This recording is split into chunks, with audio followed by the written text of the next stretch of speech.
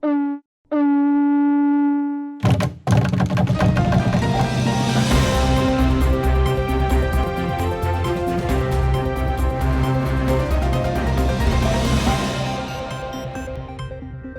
headlines: the 8.3% electricity tariff reduction was implemented following collaboration and dialogue efforts between Solomon Power and the Ministry of Mines, Energy and Rural Electrification. The Miss Pacific Islands Pageant 2025 will be hosted under the theme Leadership in Diversity and Adversity. And examination results shows females continue to dominate the highest score in each qualification compared to the male counterparts. Hello, you're watching SIBC's TV News Bulletin. I'm Eliza Kukutu. The Solomon Islands government has successfully reduced electricity tariffs following close collaboration between Solomon Power and the Ministry of Mines, Energy and Rural Electrification. Government, through the Ministry of Mines, supported Solomon Power in reducing the tariff as the company was in a position to make such a change. Janaury reports. The 8.3% electricity tariff reduction was implemented following collaboration and dialogue efforts between Solomon Power and the Ministry of Mines, Energy and Rural Electrification. In an interview with SIBC News, Director Energy Gabriela Aimaya said government's intervention to have the country's high electricity cost reduced was made possible through the tariff regulation. He said government through the ministry only intervened in Solomon Power's operation as it sees Solomon Power is in a position to reduce its electricity tariff. Government have intervened only on times where we believe that there is sustainability, there is fairness, and there is opportunity, Like if we reduce the tariff to a level where everybody can benefit, then you see the economy can benefit also. New investors come in. Right now, the very cost that other businesses, local country, incur is the electricity cost. And the water bill, which is the water bill, derived from the electricity cost.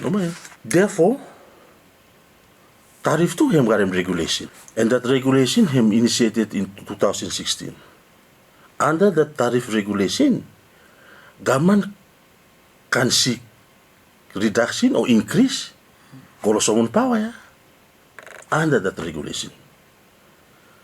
The ministry can ask Solomon Power for reduce or increase in tariff. So, can we ask for an increase or reduce now that we have higher tariff? We can only ask for reduce, It makes sense we ask for reduce. And only this year, we have asked them, we've been asking since 28 or 29 or 2010 when they were performing very well. Mr. Aimaya said under the 2016 electricity tariff regulation, Solomon Power sets the scene when it comes to electricity cost reduction in the country. He said conducted every 5 years, the review of the electricity tariff regulation is an ongoing work for the ministry. With this regulation also, he created an avenue where the base tariff can be reviewed in every 5 years. So what we've done is, in 2016, the tariff regulation established, the electricity tariff regulation, 2016. With that, Solomon Power now by setting scene, they will give us what is their operation cost, what is their capital cost, and what is their weighted average cost of investment. All this bundled up into the base tariff. So they will submit that to us, to the ministry, under that regulation, so that the ministry either accept or no accept him. Time no accept him, but we discuss na, we have a dialogue to look at where now accept.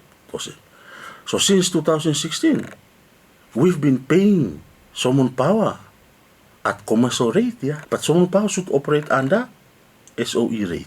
That was found time if I review now tariff regulation, the 2021 and 2020. So time if I review, we found out that they are operating under a commercial WACC, whereas if they should be operating under SOE WAC were him only 6%. But since 2016 to 2020, we are paying WAC of 12%, which is him commercial WAC. Yeah. So that is the only reduction we have doing in 2020. This reduction him just no one-off. Yeah. We've been doing it since 2016, 2020, and now him up for review. Because 2021, that regulation by him lapsed this year. 4 years, 5 years after 2020, yeah? So by him has to review it, yeah? And if there is opportunity for reduce, by him has to reduce. Because it's for the best of the country. Mr. Aimaya adds government has never forced Solomon Power to reduce its electricity tariffs when it is not in the position to do so. He said government from history has been the one to rescue Solomon Power, closing down in the past.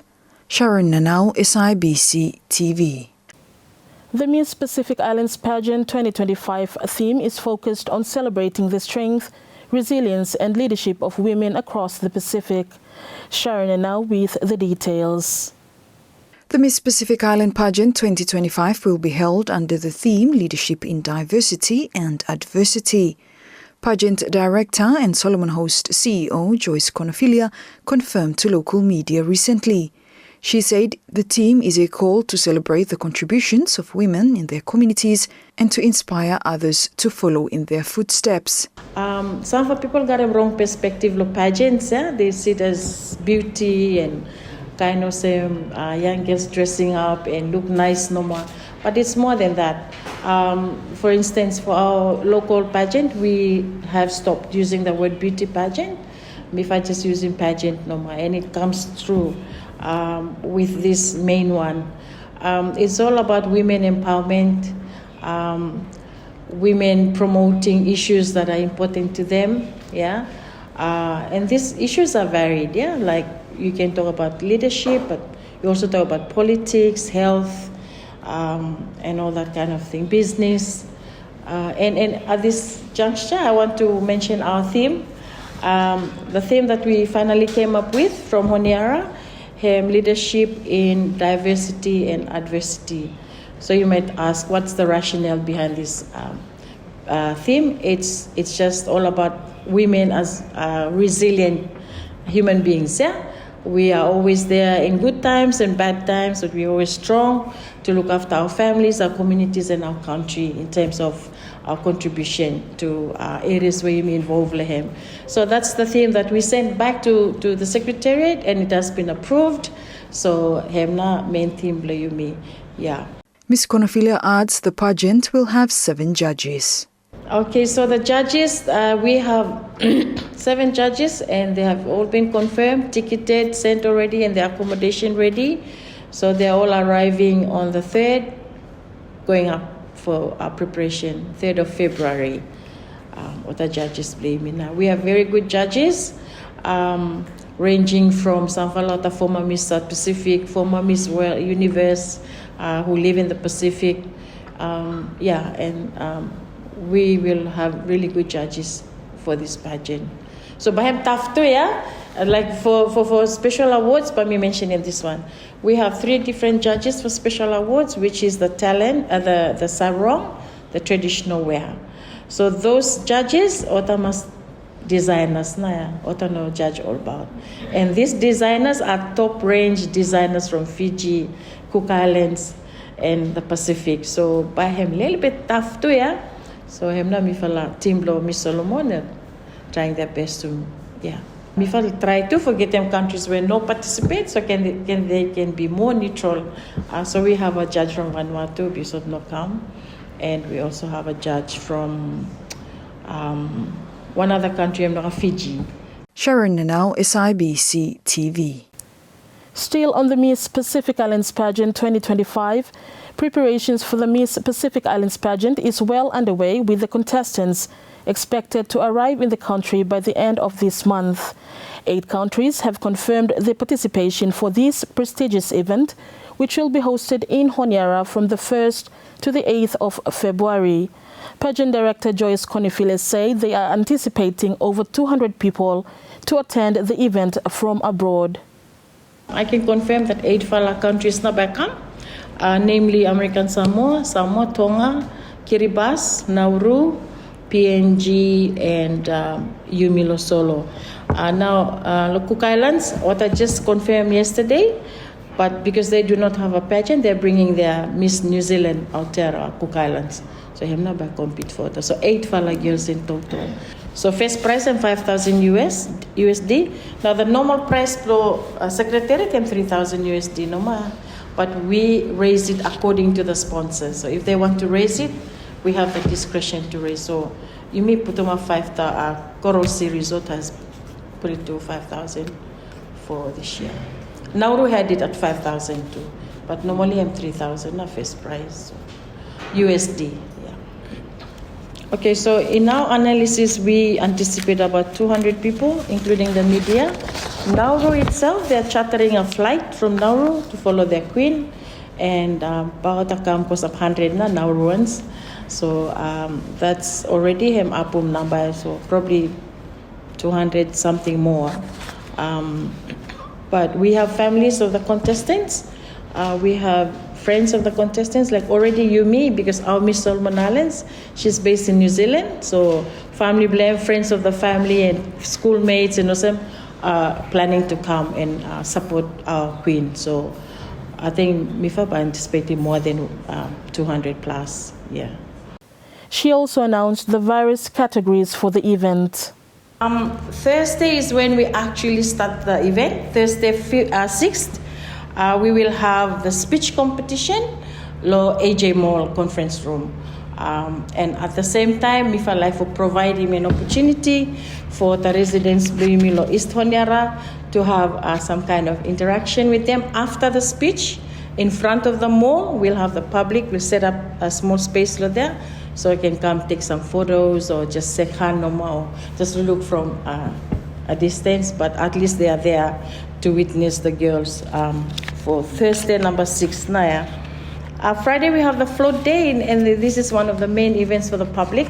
So we want to emphasize that the float day this year, Baham start low National Stadium, go up Lo Sun Valley Roundabout, come down low SMI grounds, Lutan Ground for Market Day, and we will have some live entertainments there.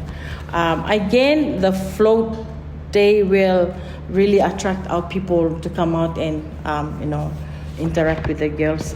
We will have vendors, any woman, bikini, man like market, chance to come to SMI, set up your tent and sell what na you sell them.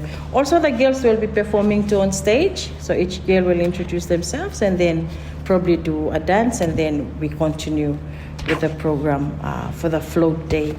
And Saturday 8 is the main event where everyone by look forward Lehem, Low Friendship Hall, starting at 5:30 p.m. We have our Miss Solomon Islands, Elsie Polosovai. She's preparing really well now. We are very confident too that girl Bremi by do well. So while we are trying to organize this event in a short space of time, we are also trying to make sure that Miss Solomon Islands is taken care of, and she's preparing well for the competition. Now, in a concerning trend, passing rates for students in the 2024 cohort have significantly dropped as they progress through their education.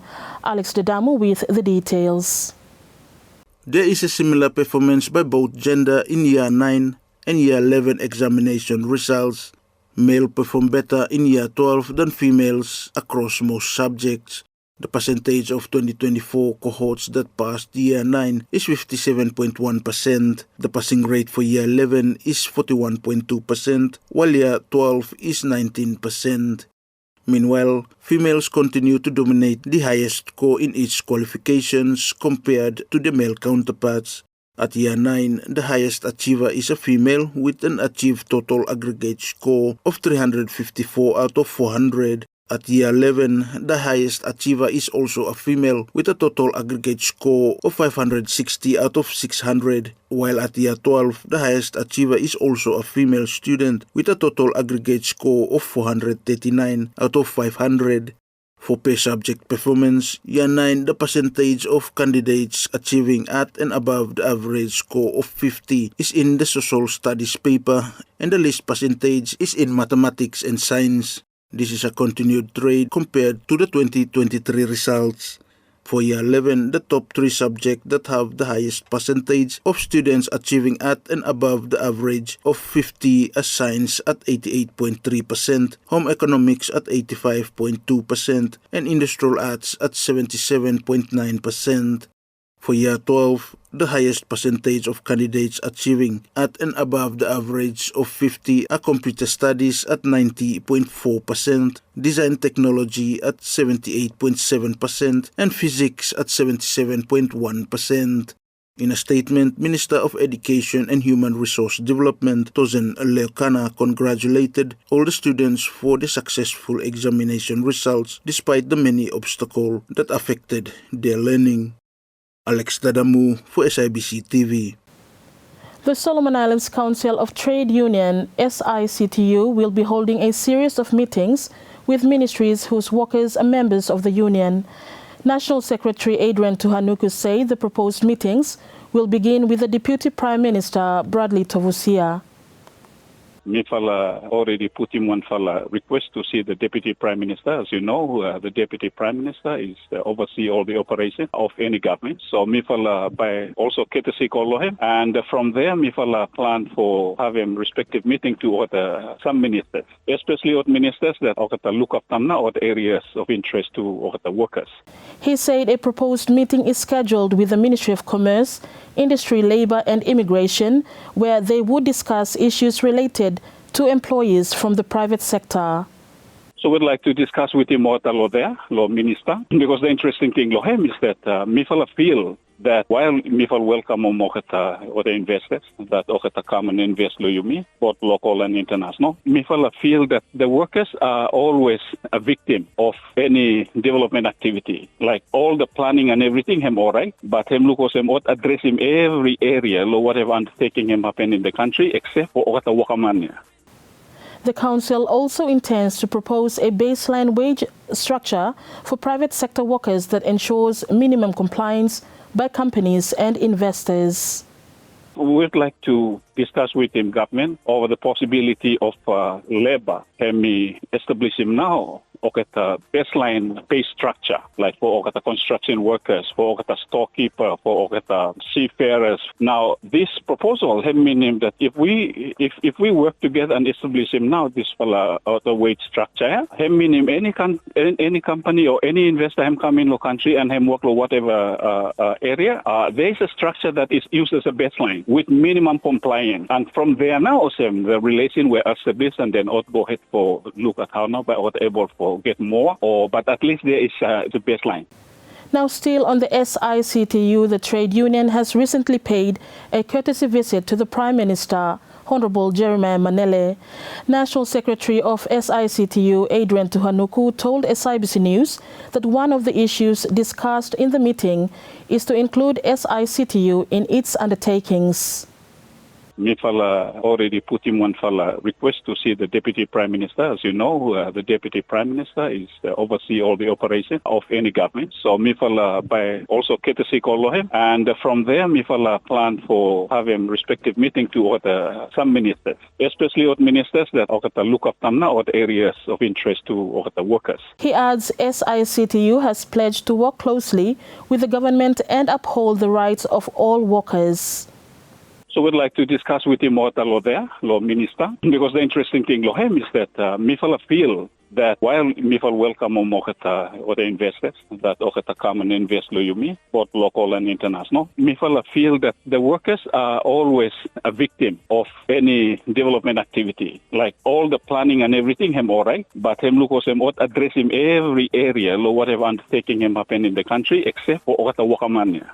Now, following the rollout of its social media manual aimed at combating and addressing the negative impacts of social media on children, the Ministry of Women, Youth, Children and Family Affairs reports it incorporates feedbacks received on the manual to better improve it. Alex Dadamu reports. The Ministry of Youth, Women, Children and Family Affairs incorporates feedback from villagers during the rollout of the manual to combat and address the negative impacts of social media on children.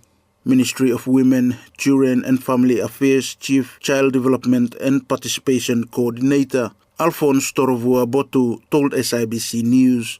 The manual rollout incorporates the traditional children's teaching knowledge that aims to combat and address the negative impacts of social media on children. Mr. Botu said addressing the issue of children in the country is not the ministry's work alone. Before and after that manual, that's one some of the feedback me fella looking here, where that you may need for be more specific inside the manual that what how na ba me address yung social media. What are some of the tools that you may need for influencing inside so that beginning what not been taken out by the influence of social media. So we will take them out what comments from what participants and what communities. Like let me give an example is that one for a tool where community would suggest him is that instead of giving phone lot beginning, why not you organize him. You may say play sell a coconut. In fact, no matter one of the common game that beginning lo village are doing, but time you do him that one, you bring him, you take him out or the beginning from devices or to hold him or to go through social media and also even math competition waving.